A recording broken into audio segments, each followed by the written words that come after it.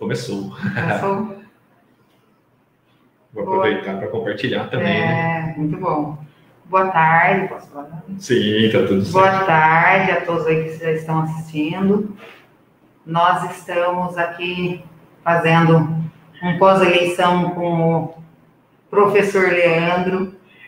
Ele com quantas? 1.518. 1.518 votos. Eu queria agradecer todo o pessoal que eu apoiei o Leandro, né? Isso não é nenhuma novidade. E foi muito bom. Estou muito feliz por ter apoiado o Leandro e o Leandro ser eleito com essa quantidade de votos que eu achei assim, muito bom, muito boa a votação. E eu queria parabenizar o Leandro e queria agradecer todas as pessoas que votaram no Leandro por meu intermédio, que com o meu apoio ouviu, né, a minha indicação e votou no Leandro. Eu queria mesmo agradecer de coração. E agora sim queria dizer para vocês que nós temos um professor na Câmara e um professor que realmente será a nossa voz na Câmara. E eu estou muito feliz. Estou muito feliz com a eleição, eu acho que o resultado foi muito bom. O Leandro entrou, queria aproveitar também para parabenizar todos os vereadores que conseguiram. E também parabenizar o prefeito eleito. Também fiquei muito feliz que eu apoiei também, publicamente, mudei até minha página lá de meu perfil, porque eu apoiei mesmo. Então, a gente tem que se colocar, eu penso que ainda mais o professor tem que se colocar sim, porque o professor, ele querendo ou não, ele passa a informação, ele transmite confiança. Eu acho que o professor tem que sempre se colocar. Loide, muito obrigado pelo apoio. Quero que aqui, né, a gente veio hoje na pós-eleição, que eu tinha falado, né, com a Cristina antes da eleição, que a gente quer voltar pós-eleição para bater um papo, para tudo mais. Então, quero agradecer demais o apoio, Loide, o apoio do professorado, o apoio de vários que se empenharam na campanha. A gente sempre deixa claro, foi uma campanha propositiva, uma campanha, então, que foi na base das ideias, na base do diálogo, na base da conversa. Então, muito obrigado mesmo pelo apoio e sempre deixando bem claro, esse mandato é um mandato coletivo, é um mandato que vai levar para a Câmara as reivindicações de vocês, é uma porta aberta ao professorado aqui da cidade, tá? Então, muito obrigado mesmo. Então, fantástico. E querendo ser bem sincero, né? A ficha está caindo ainda, tá? A votação foi muito expressiva, a ficha está caindo, as conversas e tudo mais. Então, agradecer cada um desses 1.518 votos e nós elegemos, né, vocês elegeram o primeiro vereador do PSOL aqui na cidade e o primeiro vereador independente também. Isso é muito interessante e isso vai dar a gente espera dar uma nova cara junto à Câmara Municipal, pode ter certeza disso. Com certeza. E também eu gostaria de falar assim, um assunto com você. As pessoas estão falando, o Leandro Sartori na Câmara, e agora ele vai votar contra os projetos do prefeito, né? Como seria o seu posicionamento na Câmara, Leandro?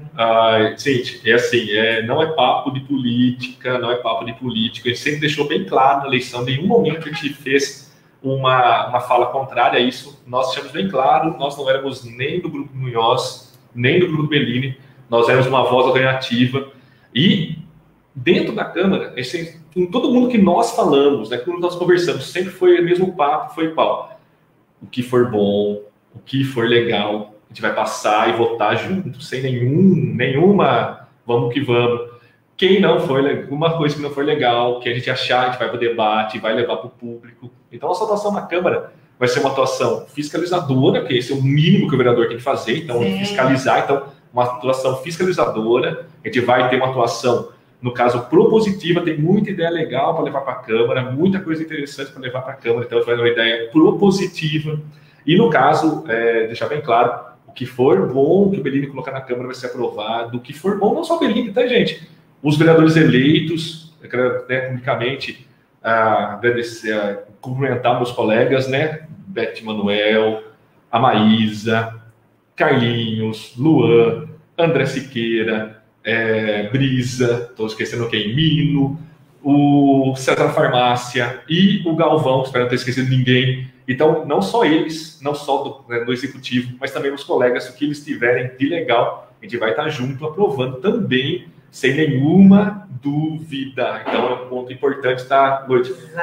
Acho que a gente tem que parar. A campanha foi muito boa nisso. Foi muito boa no quê? Tem que parar de fazer votação porque é do grupo A ou porque é do grupo B. Tem que começar a votar. Nós vamos votar por... Porque isso... Você não vai votar por grupo, isso, né? porque a gente vai... Você vai votar as propostas, boas propostas. Isso, então, sem parar de votação de grupo A ou grupo B. Opa, isso aqui vai ajudar a cidade, vai gerar emprego, vai gerar renda, vai melhorar a educação, saúde, etc. Vai aprovar de olho fechado. Isso aqui, infelizmente, não vai? Vamos pro debate, vamos bater um papo, vamos fazer o papel do vereador, que é discutir e fazer a ponte com a população. Então, acho que esse é um ponto crucial, porque assim, eu gostaria de relatar para você, Luiz, esses dias, né, andando pela cidade, né, pessoas que não conhecem, obrigado, parabéns. Eu falei assim, eu falo assim, obrigado, a gente vai ser uma oposição propositiva, essa oposição lá dentro da Câmara, que vai ser tal, mas você já quer acabar com o governo? Cara, a oposição não é acabar com o governo, nem a oposição não é chegar lá e votar contra o que vai ser legal. Para com isso, entendeu? Exatamente. Então, a nossa ideia, a nossa intenção, então, é, no caso, bem claro, e de novo, não é porque ganhou que mudou o discurso. A gente, nosso grupo, não é só eu, Leandro, todo nosso grupo, a gente ia para que pegar. A pegada é uma voz alternativa, um grupo que não é nem Munhoz, nem Bellini. Gente, é uma coisa diferente na cidade, porque nós vamos ter um vereador que não está em nenhum dos dois grupos, então isso vai ser interessante. E a gente vai votar não por grupo, se é o grupo Munhoz, o grupo Bellini, vai votar se a proposta é boa. Pode ter toda certeza, toda tranquilidade nisso, que a gente vai, e que não for legal, a gente vai para o debate, a gente vai para a conversa, e trazer a população também, tudo isso daí. Tá, gente? Então, muito bom. Quer mandar os dois aqui? Os dois, tem algum aqui, boa tarde. Deixa eu ver. A Célia Santos. A Célia Santos, boa tarde. A Cristina também. Cristina assistindo a gente, boa tarde. Obrigado, Cristina, pelo parabéns. E, sem nenhuma dúvida, concordo plenamente, a Loide, uma grande liderança da educação aqui da cidade. Então, muito bem mesmo, Loide. Muito obrigado de novo pelo apoio. E é uma grande líder mesmo da educação aqui em Itapira. Um abraço para a Kátia também. A Kátia, boa tarde, Kátia. O JP, que foi, né? Foi meu aluno também, Antônio Caio, foi meu companheiro de rádio há muito tempo. Abraço, JP, para você também.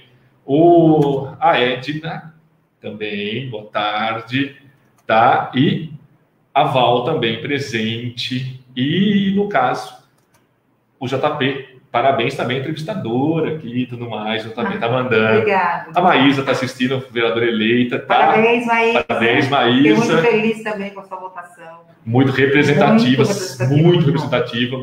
mostra muito bem a força das mulheres da cidade, tanto a primeira, a segunda colocadas.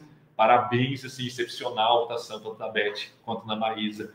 Muito bom mesmo. E simbólico, né? As duas mais votadas cidades são mulheres. São mulheres. Nossa, isso é uma glória. Então assim, simbólico, é importante, muito representativo, muito bom mesmo. Gente, então, assim, né? Esse começo, hoje o nosso papo é outro, né? A gente está vindo hoje aqui para trocar uma ideia sobre o Dia da Consciência Negra, para colocar a Jéssica Rosa aqui na conversa já. E nesse momento, né? A gente está aqui, né, Luiz, hoje usou bem aqui, tipo, né, fomos entrevistados aqui pelo sindicato e com o compromisso de voltar e reafirmar com o servidor público, reafirmar o que nos falamos durante a campanha. Não passa com o meu voto nada contra o servidor na Câmara. Você reafirmar isso, professorado, nada contra o professorado municipal na Câmara. E o que for legal, a gente vai conseguindo, conversando com os outros, tá? Conversando com os outros vereadores, aprovar projetos que melhoram a educação, cultura e tudo mais. Deixando bem claro de novo, tá, gente? O que a gente falou na campanha, mais uma vez, e repito aqui, uma coisa de grupo, não é só eu, Leandro, coisa do nosso grupo. A gente é uma voz alternativa, um terceiro grupo aqui na cidade. E não, a gente não vai votar por ser Munhoz ou Bellini, eu vou votar se o negócio é legal. Eu sei que muita nesse momento... Seu projeto é bom. Eu sei que todo mundo bem que fala isso. Você não tem que fazer oposição ao Bellini. O projeto é bom, a gente vai, e se coisa não foi legal, a gente vai pro debate, então você vai fazer isso. Eu tenho certeza, porque o Bellini foi eleito, assim... Uma vitória expressiva do Bellini também. E eu queria parabenizar também pela vitória. E o povo já estava cansado, né? Queria mudança, e o povo conseguiu mudança. Sim. E eu tenho certeza que o Bellini vai fazer um bom governo. E não vai precisar ter oposição sua, né? Sim, esperamos muito mais contribuição, porque é que eu falei, Sim, a gente tem projetos bem legais, esperamos esses projetos bem legais serem discutidos e aprovados na Câmara dentro da saúde, dentro da cultura, principalmente dentro da educação, e no caso, então, a gente espera muito, tá, gente, essa ideia. Também a Cláudia dando boa tarde aqui. Cláudia Fernandes, a Val Mendonça. Boa tarde, meninas. A Edna Martins. Boa tarde, meninas. A Kalinka também. Boa tarde, Kalinka. Maravilha. Vamos para a Jéssica? Vamos para o nosso dia principal aqui, no nosso assunto principal. Então, só dei no comecinho, só vi aqui no começo, só agradecer mesmo, de novo, tá, gente? Agradecer demais o apoio, agradecer demais. E reafirmar os compromissos pré-campanha, tá? Reafirmar muito esses compromissos e estamos juntos, tá? Pode ter certeza nisso. Só antes de colocar a Jéssica, deixar mais 2 boa tardes aqui. A Marli, Bresciane. Boa tarde, Marli. E a minha colega Cleide, muito abração para você, Rosimeire, tá? Boa tarde, Rosimeire. Rosimeire também, obrigado, Rosimeire. Márcio Moreira. A Lázaro também, valeu, Lázaro, obrigado. Meu amigo Marcinho, candidato também, valeu, Márcio, muito expressivo também, parabéns, tá? Muito obrigado. Jéssica, vamos adicionar a Jéssica aqui no bate-papo. Agora vamos a câmera, tá, gente? Vai ficando meio assim para a Lloyd, meio assim para mim, tá? A gente vai batendo um papo e vai conseguindo, né, colocar um pouquinho nós dois aqui no bate-papo. Jéssica, antes de mais nada, muito bem-vinda. Obrigada. Pela primeira vez, né? Uma live junto ao sindicato, dos pessoas do Pai Tapira. Tudo bem? Olá, gente. Boa tarde a todas, boa tarde a todos. Muito obrigada pelo convite, muito obrigada pelo espaço para a gente poder discutir esse tema. E é isso. Você quer começar apresentando você, Jéssica, e tudo mais? Então, gente, boa tarde. Esse é um espaço novo para mim. Eu sou mestranda na Unicamp, eu estudo História, né? Eu fiz graduação em História e agora faço mestrado lá. Então, eu estou bem acostumada a falar para públicos acadêmicos. Mas esse vai ser um espaço que vai ser muito bom de troca e tal. Então, eu estou super disponível para conversas aqui, agora e depois também. Então, se vocês tiverem qualquer dúvida, quiserem conversar sobre qualquer coisa, eu estou super disponível. Acho que é isso. Maravilha. Já, se for me permite, né? Já conheço há um bom tempo. Hoje é um dia, né, muito importante de consciência negra. É um dos motivos que eu pedi, né, ao sindicato para que a gente converse um pouco sobre a data, e é muito importante que você esteja aqui junto comigo, junto com a Lloyd, para bater esse papo. A gente começa o Dia de Consciência Negra com mais um caso de violência, né? Começa mais um dia de Consciência Negra, que o caso aconteceu essa noite passada no Carrefour. Gostaria que você começasse com isso, falasse um pouquinho da importância da data na sequência, o que ela representa e o que nós, né, no futuro, a gente pode deixar para depois, não vou ficar muitas perguntas, uma coisa só, o que a gente pode mexer aqui em Itapira também com essa data. Então, começar, infelizmente, com mais um caso e na sequência a gente pegar e bater um papinho qual a importância dessa data da consciência negra. Essa voz, toda a live é sua. Obrigada, Lê. Boa tarde de novo, gente.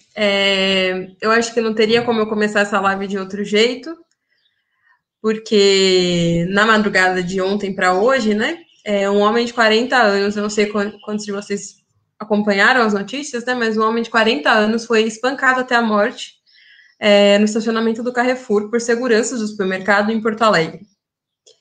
E, enfim, acho que uma das coisas é chocante, a própria notícia, mas várias outras coisas são chocantes, né? Porque a gente está falando de um vídeo que foi gravado não por câmeras de segurança, mas por uma outra funcionária do supermercado, ao invés de impedir a agressão ou fazer alguma coisa, ela só ficou lá parada gravando. E a veiculação desse vídeo, né, que tá sendo circulado nas redes sociais como se não fosse nada, né?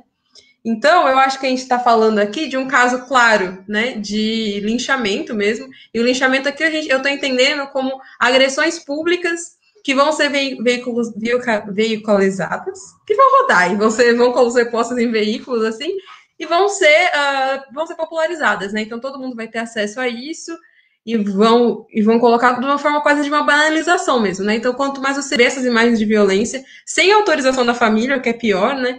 Então a família tendo que reviver aquilo, porque cada vez que passa ela vai reviver aquele luto, aquele momento de dor, fora as outras pessoas negras que têm que ver aquela cena, né?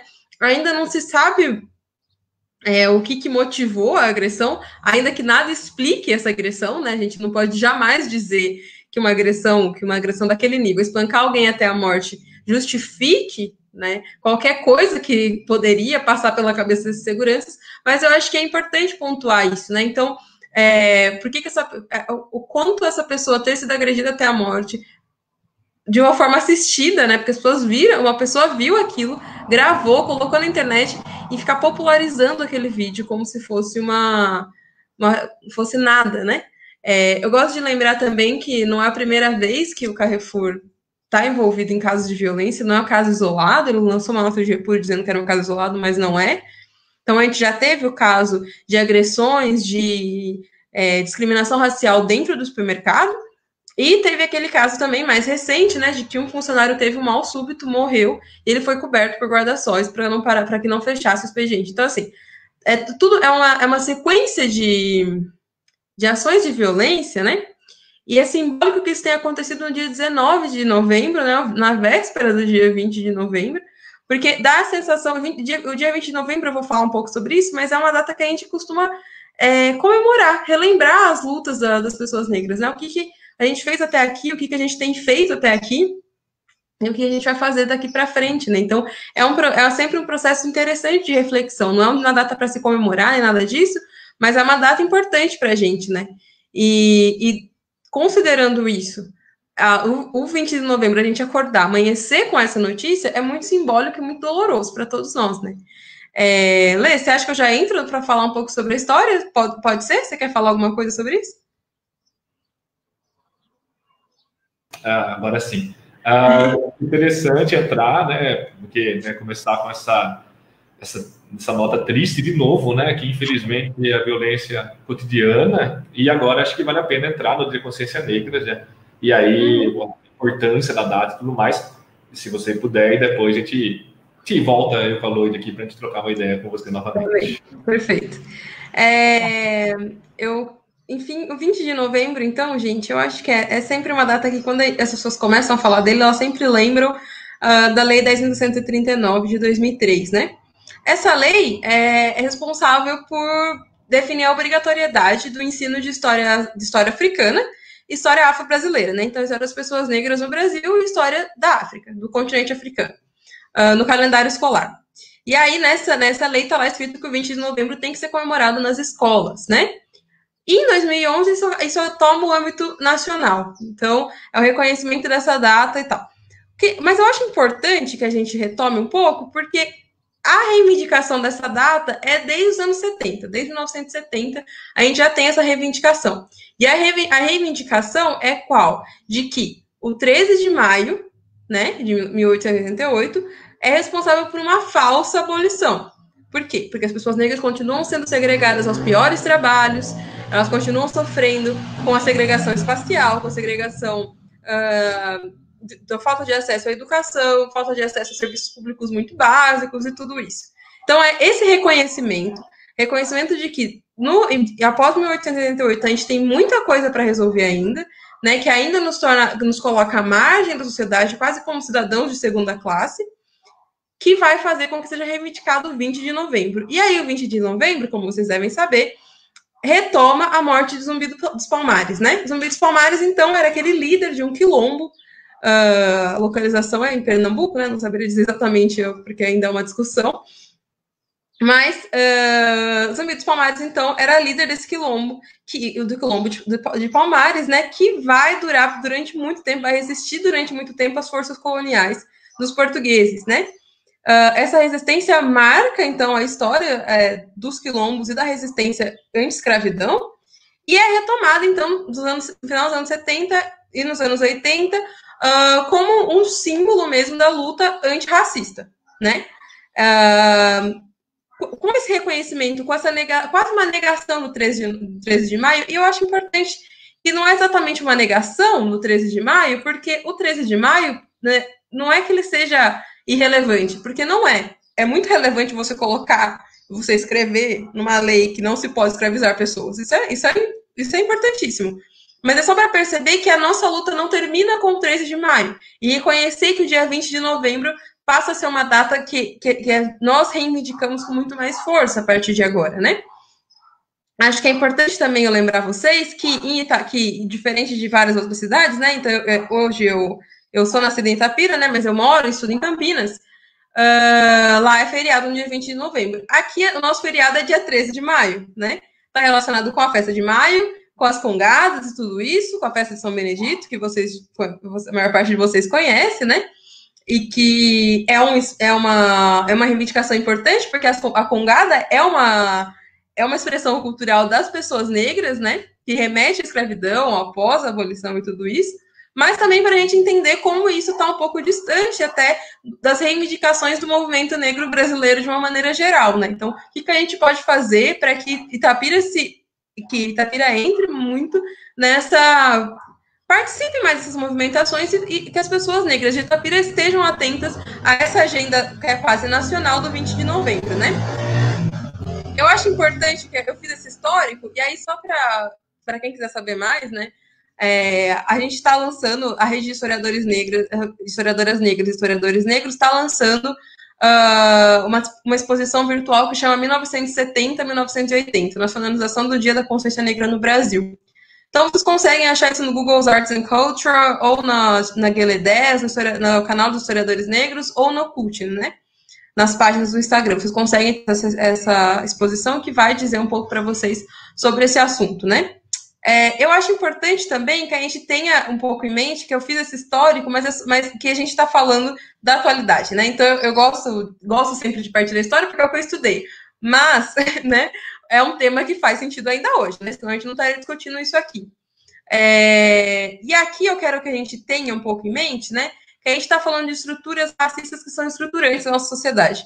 Então, toda a nossa sociedade, nossos valores, nossas ideias estão construídas em cima do racismo, né? É isso que a gente vai chamar de racismo estrutural, que vocês devem ter visto um pouco nas notícias recentemente, né? Por conta das manifestações dos Estados Unidos e tudo isso. E essa percepção... Oi, Lê. Você vai falar alguma coisa? Tá fechado o microfone. Agora sim, Lê. Sim. Porque a gente escuta muito falar em racismo estrutural, né? Uhum. E o que seria o racismo estrutural? Então, foi bom que você já abordou e já está indo no assunto. Muito bom. E é bom, acho que, conscientizar as pessoas, porque não tem essa conscientização. Eu acho que essa conscientização já tem que começar com a criança, com os pequenos, lá na educação infantil, no ensino fundamental.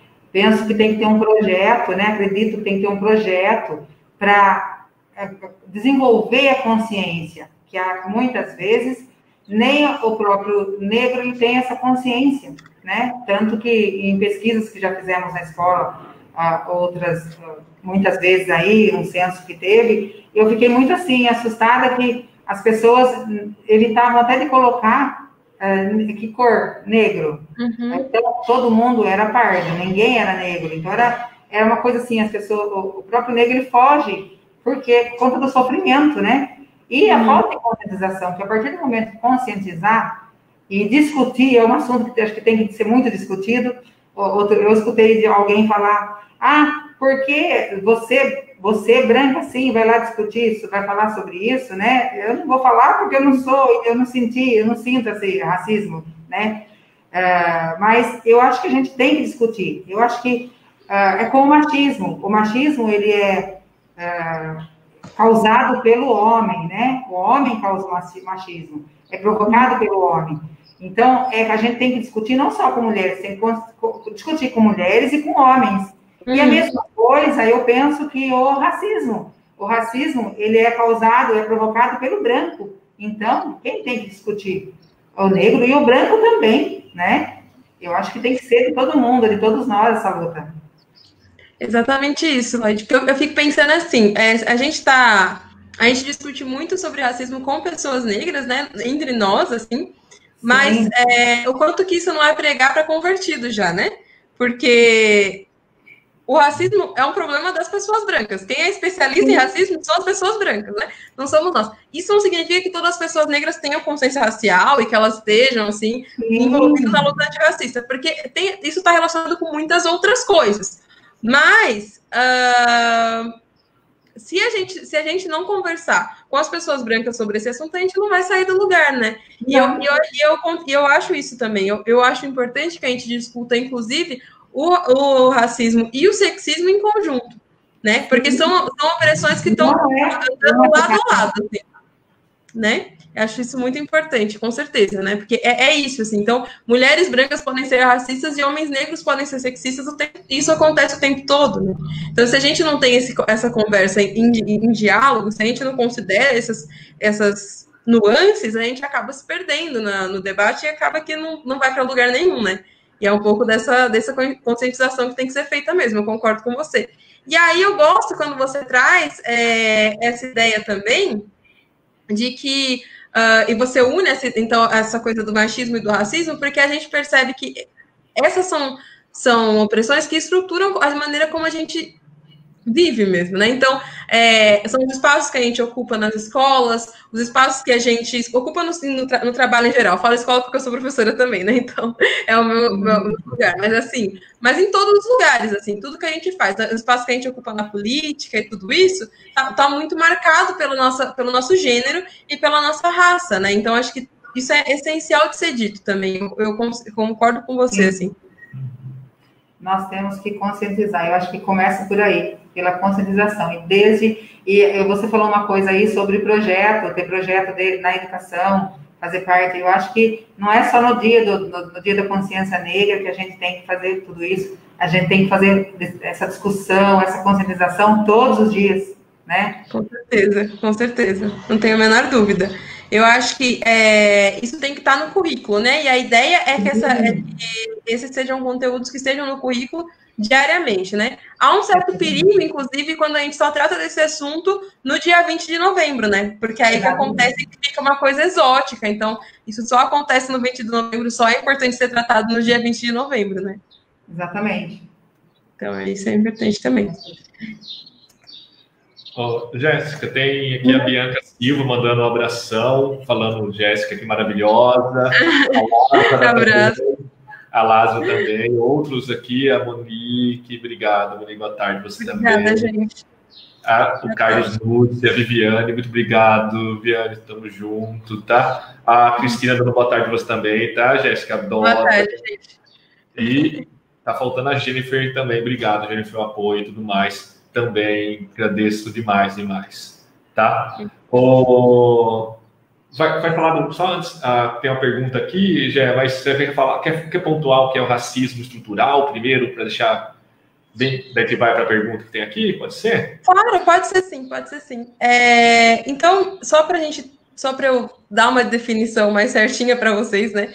É importante que a gente entenda, então, o racismo estrutural como esse sistema de opressões que estrutura a nossa sociedade de uma maneira geral. Então, são nossos valores, as culturas que a gente consome, o nosso vocabulário, isso tudo está marcado por um racismo. Isso pode parecer um pouco de exagero, né, quando a gente fala assim, mas é só para a gente começar a pensar no que é válido e o que não é válido, né? Então, só pensando, por exemplo, pessoas negras sendo, desde o século, desde a abolição, elas estão em lugares muito específicos do trabalho, elas estão muito, e são sempre esses espaços de servidão, né? Então, elas vão ocupar espaço de trabalho de servidão.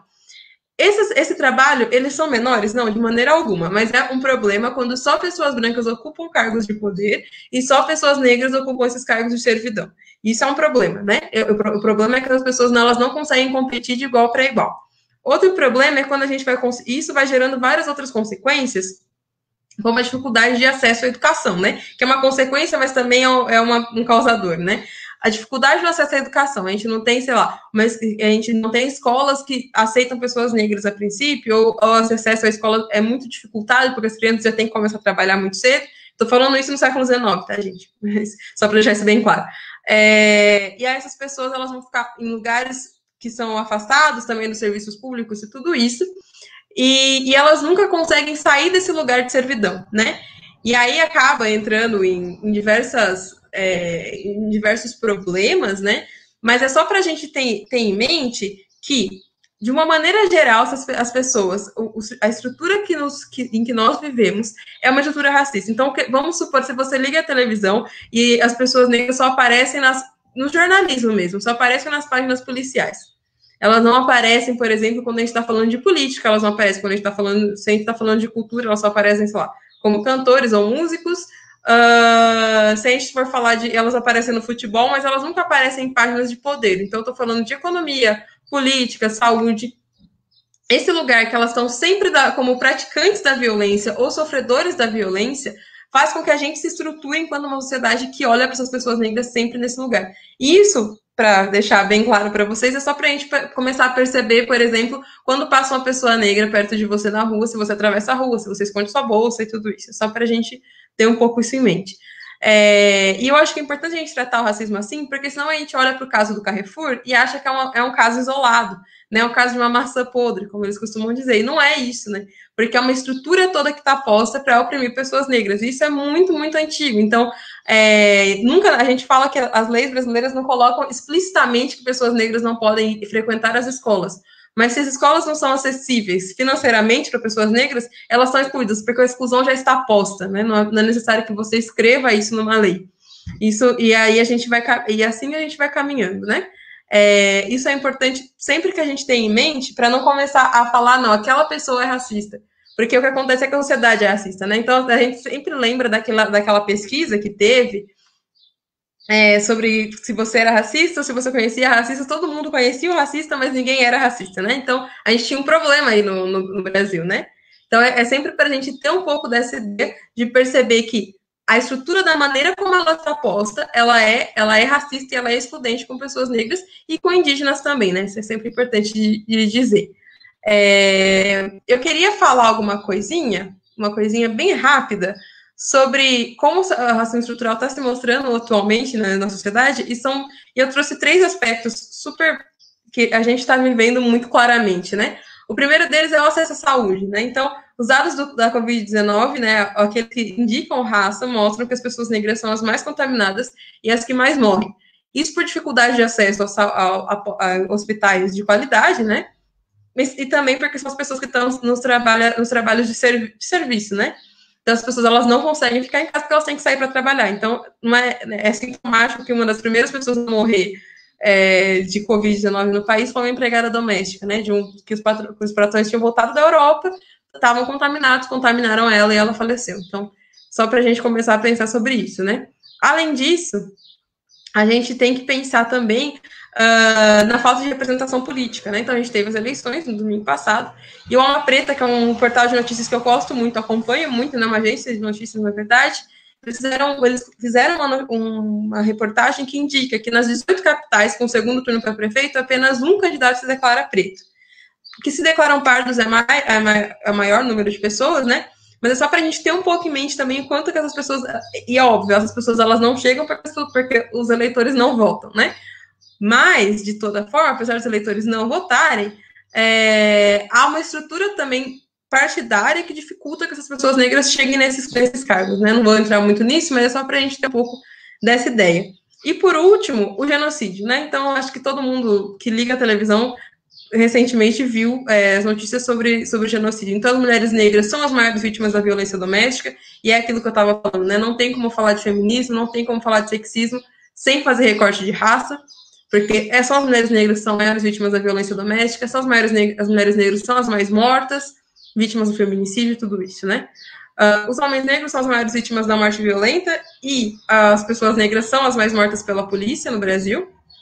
E quando os corpos negros não são exterminados, eles são encarcerados, né? Então, 61% das pessoas encarceradas são negras. As pessoas negras que são encarceradas, elas ficam mais tempo na cadeia, então as penas delas são maiores, né? E elas são mais encarceradas, né? Tem uma pesquisadora que eu gosto muito, que chama Dina Alves, e ela fala que a nossa existência já é um crime, né? Então, o simples fato de nós existirmos já é o motivo para que as pessoas sejam encarceradas ou sejam consideradas suspeitas de uma maneira geral. E isso está relacionado com a produção cultural que a gente tem, né? Então, as pessoas negras são sempre os vilões das novelas, são sempre os bandidos, e tudo isso é um problema, né? E aí, eu acho que eu estou vendo aqui a pergunta. Você quer falar para mim, Lê? Eu não sei se eu consigo enxergar. Já, aqui, né, a Cristina colocou, né, que você fala sobre as cotas, o que você pode pontuar, porque para nós, né, que somos professores também de ensino médio e tudo mais, as cotas, na questão vestibular, estão consolidadas, já estão consolidadas com uma lei 2012 e tudo mais. E aí, né, o que mais você poderia falar, né, sobre cotas, como isso aí mudou a cara da universidade, como isso mexeu, e outras cotas que possam existir também. Tá bem, perfeito. Eu vou tentar ser sucinta nessa, mas acho que eu não vou conseguir. Mas vamos tentar. Eu acho que eu falei tudo isso de sofrimento, tudo isso, né? Mas eu estou muito de acordo com a Sueli Carneiro quando ela diz que o movimento negro é o movimento social mais bem sucedido no Brasil. Não tem movimento social no Brasil mais bem sucedido que o movimento negro. E a grande responsáveis por isso são as cotas raciais. Antes, a gente tinha um número de estudantes negros nas universidades mínimo. E eu gosto de lembrar sempre, gente, que nós somos maioria, né? Então, nós somos 56% da população. Então, claramente, nós temos, 10% não é tanta coisa, né? Então, era mínimo o número de pessoas negras na universidade. A universidade pública era um reduto da classe média branca brasileira, né? Quando as pessoas negras vão ocupando esses espaços, e não é coincidência, acho que é importante que a gente diga isso, não é coincidência que tantos grupos conservadores, hoje em dia, ataquem as universidades públicas, né? Porque é incrível que elas passam a ser espaços de subversão e tal, quase que simultaneamente às cotas, né? Então, para mim, isso não é coincidência, acho que é importante a gente pontuar isso. Mas, acima de tudo, eu acho que é interessante que a gente pare e pense mesmo, né? Ao ocupar as universidades públicas, as pessoas negras, elas estão mudando a cara da sociedade brasileira. Muitas pessoas me perguntam, assim, se eu acho que elas são justas, né? E aí a resposta é sempre, é uma reparação histórica. E eu não acho que seja reparação histórica apenas. É sim reparação histórica, porque não tem um prédio nesse país que não foi construído sobre e com suor de pessoas negras, né? Isso é quase que unanimidade, as pessoas reconhecem isso. Mas, acima de tudo, então não existe uma universidade construída sem o suor negro, né? Sem o suor das pessoas negras. Mas a gente tem que pensar que as cotas sempre existiram, né? Então, a gente tinha cota para agricultor, a gente tinha cota para militar, né? A gente sempre teve isso. Colocar as cotas raciais é uma tentativa de mudar a cara do que é a sociedade brasileira atualmente. E essa mudança de cara que a gente fala é dizer o seguinte, que as pesquisas que estavam sendo feitas até então sobre pessoas negras eram feitas por pessoas brancas.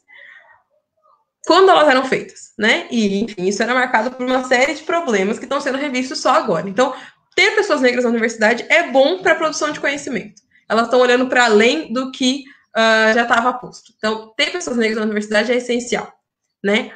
Além disso, as cotas raciais permitem que pessoas negras saiam desse lugar de servidão e ocupem novos espaços. Então, pessoas negras estão se formando em medicina, elas estão se formando em direito, elas estão se formando nas diferentes licenciaturas do país, elas estão ocupando salas de aula. E eu quero que vocês reflitam sobre quantos professores negros vocês tiveram durante sua vida escolar, né? Eu não tô, não é para eu mostrar para vocês que não é uma coisa absurda. Meus alunos têm aula comigo, mas eles têm aula com outros, podem ter aula com outros professores negros também. Eu tive aula com uma professora negra durante toda a minha vida escolar, né? Depois da faculdade eu tive com mais 2 pessoas. Então, assim, só para a gente ter um pouco dessa ideia mesmo, né? Na Unicamp, que é uma das melhores universidades do país, a quantidade de professores negros é, sei lá, 10%. Então, assim, é importante que a gente tenha esse em todos os campos, tá, gente? Então, Campinas, Piracicaba e Limeira. Então, é para a gente perceber que nunca não é possível que a gente continue vivendo em um país que as pessoas não conseguem chegar nesses espaços. E não que elas não conseguem chegar porque elas não são capazes de chegar. Elas são muito capazes, mas é que é difícil você conseguir lidar com tudo isso. É difícil ter que lidar com racismo mesmo. Psicologicamente falando, já é difícil ter que lidar com racismo. Então, já é difícil você conseguir se concentrar em outras coisas quando está todo mundo, o mundo inteiro, te dizendo que o seu lugar é lugar de servidão. Isso é um ponto. Mas, além disso, tem todas as questões sociais que estão envolvidas, porque a maior parte da população pobre do país são pessoas negras, né? Então, essas pessoas terem que chegar nesses espaços, terem que, sei lá, começar a trabalhar quando elas estão na escola ainda. Então, elas têm que estudar de manhã, trabalhar à tarde e à noite fazer um cursinho. Eu já tive alunos que tiveram que fazer isso. Então, eles estudavam de manhã, trabalhavam à tarde e iam à noite para o cursinho. Então, assim, as pessoas elas têm a mesma condição que um aluno que acorda de manhã, vai para a aula de boa, chega à tarde, almoça, dorme meia hora depois do almoço, consegue estudar a tarde inteira até a noite, aí 2 vezes por semana tem inglês, 2 vezes por semana tem natação, e aí faz, sei lá, alguma outra atividade para relaxar a cabeça. É como se a gente estivesse lidando com uma pessoa ela tem toda uma estrada, a linha a corrida. Não tem como dizer que é isso, sabe? Não tem como falar que a corrida é justa se uma pessoa está começando 1.400 metros atrás, sabe? 400 anos atrás e uma está chegando no presente. Isso não faz sentido, né? Então, são 400 anos de escravidão para a gente ter que lidar, para a gente se recuperar. Mas eu acho que o movimento negro está lidando com isso, tá? As cotas foi uma grande conquista. A Lei 10.639, né? É uma outra grande conquista e a gente tem ocupado o espaço público, né? Então, com muita luta, com muita dor, na verdade, porque não é gostoso, assim, falar sobre racismo não é uma coisa gostosa, né? A gente quer falar sobre série também, a gente quer falar sobre os livros que a gente lê e tal. Então, é um pouco isso, assim. Não sei se fez sentido.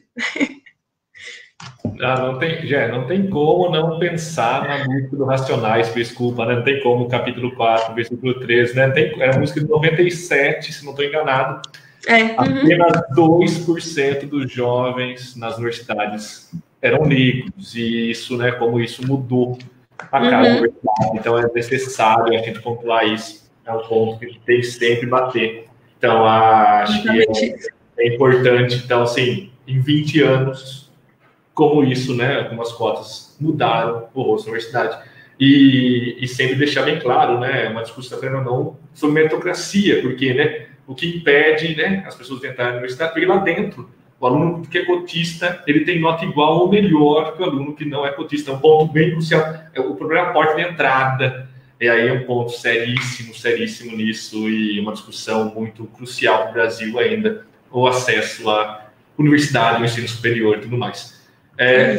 A Cristina colocou uma outra pergunta aqui, né? Eu conheci pessoas que foram no movimento negro na cidade, hoje estão se rearticulando e tudo mais. Você tem pessoas que discutem o racismo aqui, né, na cidade? Você tem conhecimento já para até melhorar você? Então, o movimento negro aqui em Itapira está bem parado, na verdade, né? A gente não tem grandes grupos organizados, assim. Mas a gente tem esses espaços de debate que a gente tem construído. Agora, na pandemia, na verdade, está tudo parado, né? Mas a gente tem construído alguns espaços de debate, principalmente com os coletivos de Mogi Guaçu, que são bem mais organizados com o que a gente tem feito aqui, na verdade. Outros espaços, assim, eu não conheço mesmo. Aqui mesmo eu não conheço. Infelizmente. Tá, certo. Já, Lu, tem uma coisa a mais? A gente ir caminhando.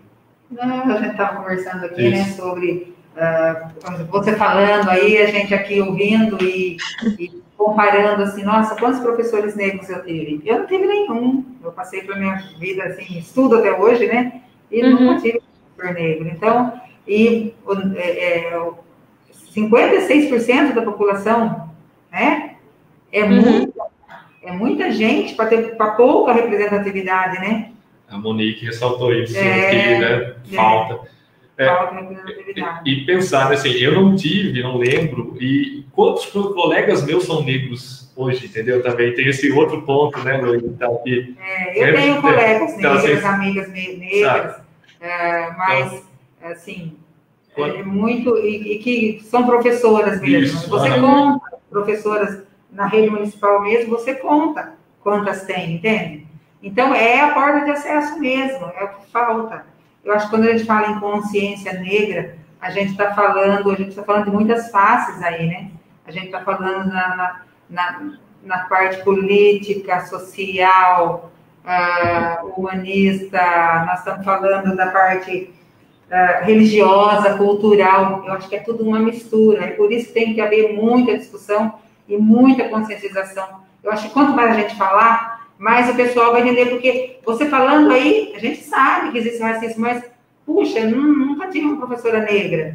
E quantos professores negros tem na rede municipal? Não temos, eu acho, essa resposta, assim, mas são poucas, perto das brancas, né?